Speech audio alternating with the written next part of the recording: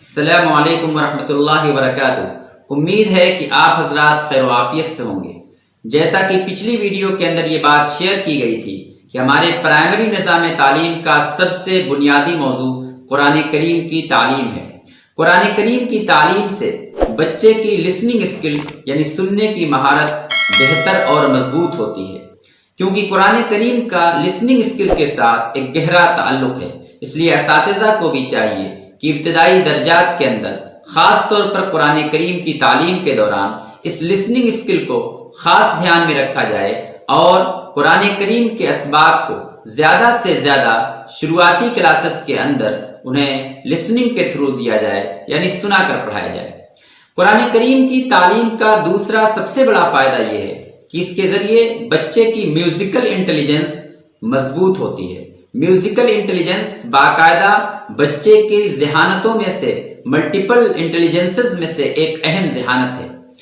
آپ کو یہ بات اچھی طریقے سے معلوم ہوگی کہ ابتدائی کلاسز کے اندر عموماً ہم دیکھتے ہیں کہ وہاں رائمز ہوتی ہیں، وہاں نظمیں ہوتی ہیں۔ تقریباً تمام زبانوں کی کتابوں کے اندر، وہ اردو ہو یا ہندی ہو یا انگلش ہو، اس کے اندر نظمیں آپ کو ملیں گی، رائمز ملیں گی، جہاں ان نظموں اور رائمز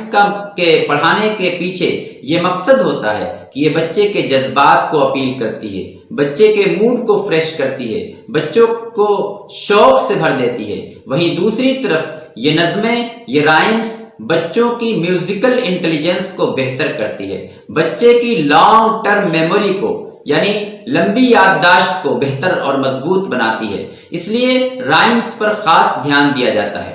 اب ہم یہ بات کرنا چاہتے ہیں کہ قرآن کریم کا ترنم سے کیا تعلق ہے۔ تو قرآن کریم سے پہلے میں یہ دیکھتا ہوں کہ حضرت داؤد علیہ السلام پر جو کتاب اتری تھی، جسے ہم زبور کہتے ہیں، جسے مزامیر داؤد کہا جاتا ہے، یہ وہ کتاب تھی جو اشعار پر مشتمل تھی، اور جس کی وجہ سے حضرت داؤد علیہ السلام کو اللہ رب العزت نے ایک خوبصورت ترنم دیا تھا۔ اس خوبصورت ترنم کے ساتھ جب ان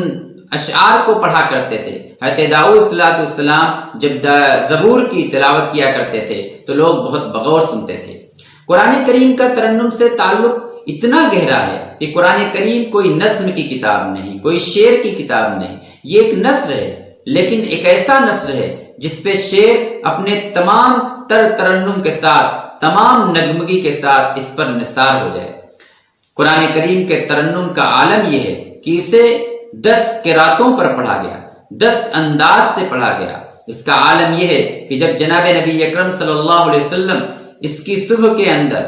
تلاوت کیا کرتے تھے نماز کے اندر، تو کفار مکہ جو دن کے اندر جناب نبی اکرم صلی اللہ علیہ وسلم کے مشن کی مخالفت کیا کرتے تھے، راتوں میں دیواروں سے لگ کر آپ صلی اللہ علیہ وسلم کی خوبصورت آواز میں قرآن کریم کی آیتوں کو غور سے سنا کرتے تھے اور محظوظ ہوا کرتے تھے۔ تو قرآن کریم بچے کی بچپن کی جو میوزیکل انٹیلیجنس ہے اس کو مضبوط اور بہتر بناتا ہے۔ یہی وجہ تھی کہ جناب نبی اکرم صلی اللہ علیہ وسلم نے یہ فرمایا کہ لیس منا من لم یتغن بالقرآن۔ یہ بخاری شریف کی روایت ہے کہ جس میں جناب نبی اکرم صلی اللہ علیہ وسلم نے ارشاد فرمایا، ہم میں سے اس کا شمار نہیں جو قرآن کریم کو ترنم کے ساتھ، بہتر آواز کے ساتھ، اچھی آواز کے ساتھ نہ پڑھے، کیونکہ ترنم انسان کے جذبات کو اپیل کرتا ہے۔ اس انٹیلیجنس کے گروتھ کے ذریعے انسان اپنے